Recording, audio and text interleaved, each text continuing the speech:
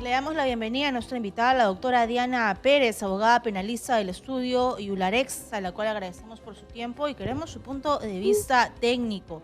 ¿Cuál es su opinión? Hemos hecho justamente la pregunta del día sobre el tema y hay población que dice, está de acuerdo, conviene que las penas sean drásticas, que sean radicales, pero hay un sector que opina que no es suficiente, que debería ir acompañado quizás con un trabajo de concientización para evitar que la población compre celulares robados. Es correcto, en principio, muchas gracias por la invitación. Tenemos evidentemente unas penas bastante drásticas, ¿correcto?, que no van a cumplir la finalidad, que en este caso es disuadir, ¿no?, esta ola de inseguridad que está habiendo diariamente durante el día de manera vertiginosa. ¿Por qué? Véase si hacemos un comparativo con el delito, por ejemplo, de feminicidio, donde las penas son altas. ¿Qué tenemos? ¿Acaso una disminución importante de personas que dejen de cometer estos delitos? Y lo mismo pasa en el tema de abusos sexuales sobre menores de edad, que también se castiga con pena de cárcel, con cadena perpetua, pero que en las últimas semanas, meses, en los últimos tiempos, los abusos sexuales sobre niños, niñas, se incrementaron, no desalentaron las normas endurecidas. Así es. Por eso mismo, incluso en el tipo penal ya de robo agravado, se puede, está previsto en la norma, cuando tienes muerte, un robo con subsecuencia de muerte puede llegar hasta incluso una cadena perpetua. Entonces, la pregunta es, si ahora que se pretende o que ya han aprobado esta iniciativa, tenemos un agravante, ¿no?, como lo que han planteado con 30 años, eso quiere decir que con 5 años más matas y ¿qué tienes? Una cadena perpetua. Pero la finalidad la está cumpliendo, disuadir a aquellos que cometen este tipo de delito, y a la para par, nada. Y a la par, doctora, ¿tienes tú alguna estadística? Si hacemos la comparativa, a ver, ¿qué experiencia tenemos con las penas endurecidas frente al tema de feminicidio? Cuando se elevaron a más de 30 años en el tema de feminicidio y hasta cadena perpetua. ¿Sabe usted cuántos sentenciados existen bajo la máxima pena aplicable tras la modificación de la ley el 2018 sobre el tema de feminicidio? Ahorita no tengo la data exacta, pero podemos indicar que a la fecha no tenemos una importante cantidad de sentenciados. Véase, hace poco nomás, los casos de feminicidio que, por ejemplo, se han dado en las últimas fechas. Tienes a Arequipa, que ocupa el segundo lugar, con personas que incluso el caso Tareche, ¿no?, que hasta la fecha esta interoperabilidad, los convenios, Sergio Tarache, no tenemos cuestiones efectivas. Entonces, lo que buscamos para concretar la idea es que las medidas que busque el gobierno sean efectivas y no sean populistas. Así es, y justamente lo que escuchábamos de la población, que no solamente basta con la pena, porque el papel lo junta todo, las leyes pueden ser maravillosas. Sin embargo, si no tenemos la logística para capturar a los delincuentes o la logística para hacer los operativos donde sabemos que ahí venden celulares robados, porque el problema fundamental es que hay mercado para ello. Y hay muchos lugares y cada vez hay más lugares donde venden celulares robados. Y no solamente ellos, sino también prendas y artículos que vienen de contrabando, autopartes robadas. Es correcto. Hay que tener en consideración también que precisamente lo que tenemos es una, por así decirlo, una medida populista, ¿bien?, pero que no tiene, o que en el tiempo no va a tener resultados efectivos. Por un lado.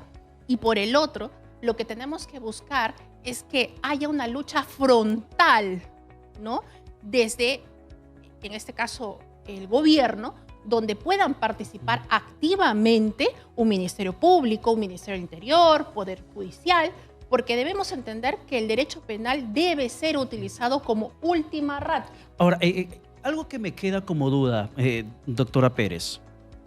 Entiendo que una sanción, una pena, es proporcional a la manera como se termina perpetrando. No es lo mismo que, por ejemplo, se robe arranchándote de la mano, me fugo en la motocicleta, a que te robe disparándote y matándote. No es lo mismo. En esta modificación del Código Penal que usted ha podido revisar a mayor profundidad para que nos pueda ilustrar, ¿existe algún criterio de gradualidad de la sanción hasta llegar a la pena máxima de 30 años cuando el Poder Judicial, en pocas palabras, va a decir a este ladrón lo mandamos a 30 años o a este otro a solamente 10 años? ¿Hay algún criterio de proporcionalidad? Por supuesto, hay que tener en consideración que el tipo base, que es el artículo 188, y el 189, que es robo agravado, donde se prevén las circunstancias, las agravantes que te indican, ¿no? Por ejemplo, si es que ha sido a mano armada, si ha sido en la noche, si ha sido, por ejemplo, esta persona ha sido cometido en calidad de cabecilla, jefe. Entonces las penas se van incrementando. Ya no estamos hablando que vamos a estar en un tipo base. O como, por ejemplo, al inicio de esta comunicación, cuando te indicaba, ¿no? ¿Qué pasa cuando tenemos un robo con subsecuencia de muerte? Ahí la pena, lo dice el Código Penal, que tienes cadena perpetua, ¿no? Y la situación de la persona que es víctima es un agravante, por ejemplo, si es una mujer con un bebé en brazos, si es una mujer embarazada, si es un adulto mayor, ¿puede significar un agravante para la pena también? Dentro de las agravantes que prevé el artículo 189 está previsto lo que está mencionando. Claro, hay que precisar ello, porque la gente que nos está escuchando, nos está viendo, puede pensar, bueno, ya modificaron el Código Penal desde el gobierno, 30 años para un ladrón de celulares. Me roban sin violencia, me arranchan, se van en la moto, en mototaxi, en lo que sea, aunque sea corrido o caminando, yo puedo considerar, en mi falta de conocimiento jurídico, que 30 años va a recibir de pena, de cárcel. ¿Esto va a funcionar así? Hay que tener en consideración que cuando media violencia, estamos ante un delito como robo. Cuando no existe eso, estamos ante un hurto. A ver, mayor precisión de eso. ¿Y qué significa la violencia? Porque que te arranchen un celular también se ejerce violencia, ¿no? Terminas lastimada, además del susto, la paranoia que tienes después cuando sales por las calles, y hay una afectación. Claro que sí, pero por ejemplo, hablemos en los supuestos, por ejemplo, donde sigilosamente yo estoy en la esquina, te han sacado el celular. estoy en la esquina conversando con el celular. Claro. Y me arranchan el celular. Estoy conversando en la esquina, me arranchan. ¿Eso califica como hurto o como robo agravado? Tendríamos que ver, las circunstancias que rodean, en este caso, al delito. Tenemos que ver eso. Con las últimas modificaciones que se han dado, incluso ahora, que es con el 10% de la UIT, podemos estar ante un hurto simple o agravado, o un robo agravado, de acuerdo a las circunstancias que circundan al delito como tal, ¿no? Entonces eso es muy importante, que el operador, o en este caso el fiscal que ve el caso, pueda ver y analizar en concreto, porque cada caso es diferente, ¿no? Eso es importante que lo puedan tener en consideración. Así es. ¿Y cuáles son las pruebas? Porque no todas las zonas del Perú tienen cámaras de bioseguridad para ver el preciso momento, si la persona fue arrastrada por el piso o solo se queda, como usted menciona, el fiscal con la declaración de la víctima. Porque no en todas las zonas hay cómo obtener información oficial. Qué buena precisión es la que hace Katiuska, porque justamente esto va llevado de la mano con lo que está haciendo en esos momentos el gobierno. Los estados de emergencia, por ejemplo, ¿funcionan o no funcionan? Por un lado, las cámaras. Tenemos cámaras que solamente funcionan de manera disuasiva, pero no graban.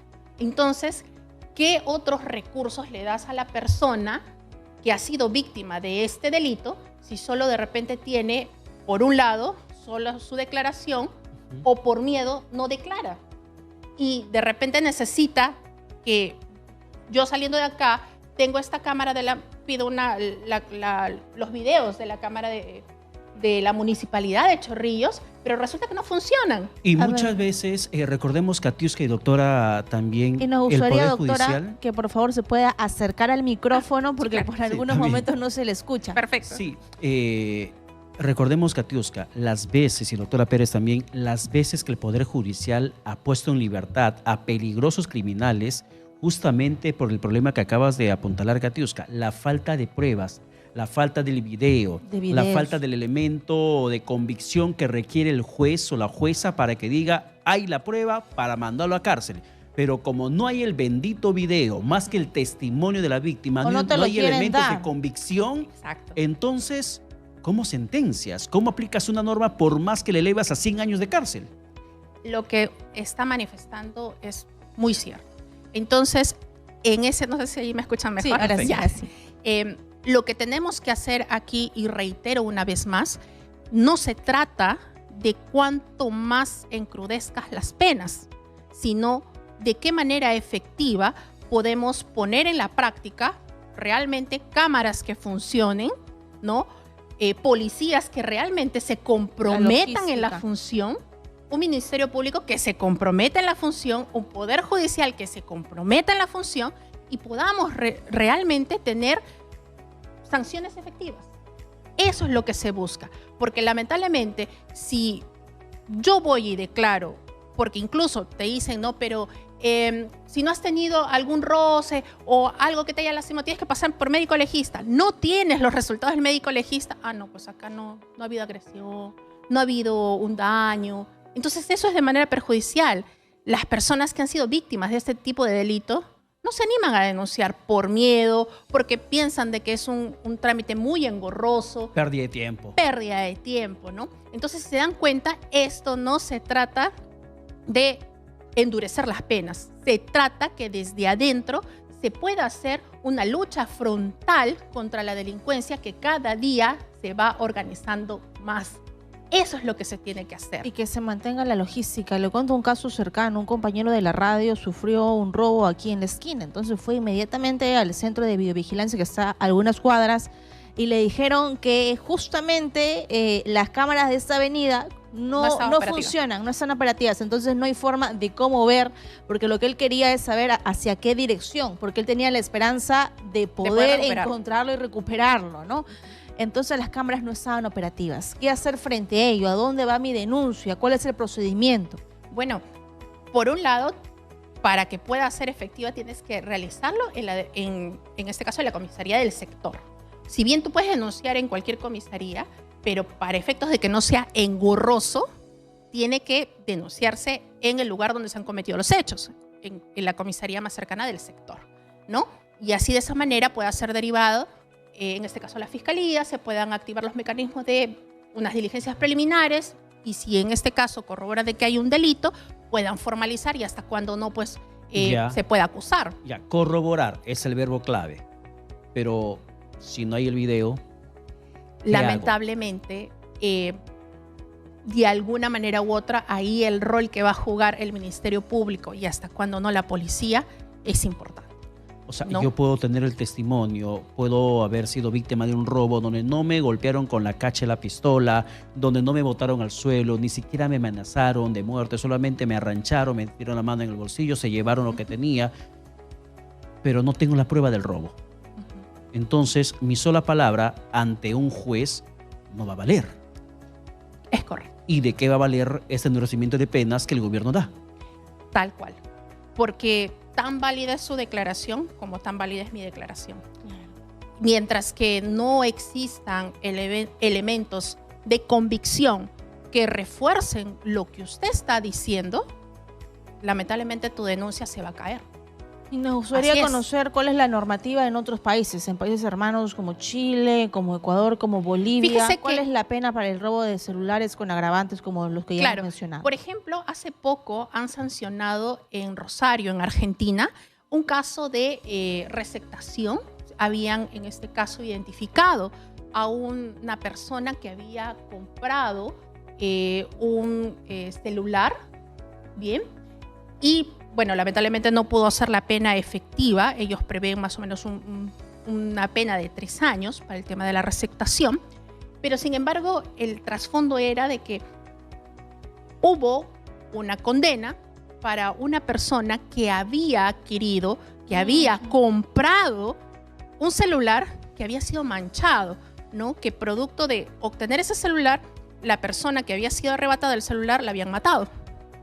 Entonces, ese tipo de situaciones, por ejemplo, acá en el Perú, si bien tenemos un delito de receptación, como que los ciudadanos no lo entienden, ¿no? Porque piensan que cuanto menos sea el valor, puedo tener un iPhone, pero ¿qué hay detrás de eso, no? Claro, porque justamente lo conversamos con un oyente y él decía, si aquí en el Perú ponen esa misma condena de 30 años para el que compra su celular robado, sería la solución. ¿Hay un delito aquí sobre ello? Tenemos el delito de receptación. Claro, tenemos un delito. Las penas son mínimas. Estamos hablando entre 2, 4 años. ¿Y cómo lo pruebas cuando vas a hacer un operativo y encuentras a la gente que está comprando? Por ejemplo, 1, porque ahí tienes 2 sanciones para la persona que está comercializando y la persona que está comprando. Si quisiéramos hacer más efectiva estas modificaciones o desalentar el robo de celulares, ¿también te tendría que legislar endureciendo las penas para aquellos que compran equipos robados? Pienso nuevamente que esto no es un problema de endurecer las penas. El problema acá es que desde el gobierno central tiene que haber una lucha frontal contra la criminalidad, contra la inseguridad ciudadana. Tenemos que a través de esta ley 318-80 le ha dado facultades al Poder Ejecutivo para que pueda legislar en materia de seguridad ciudadana.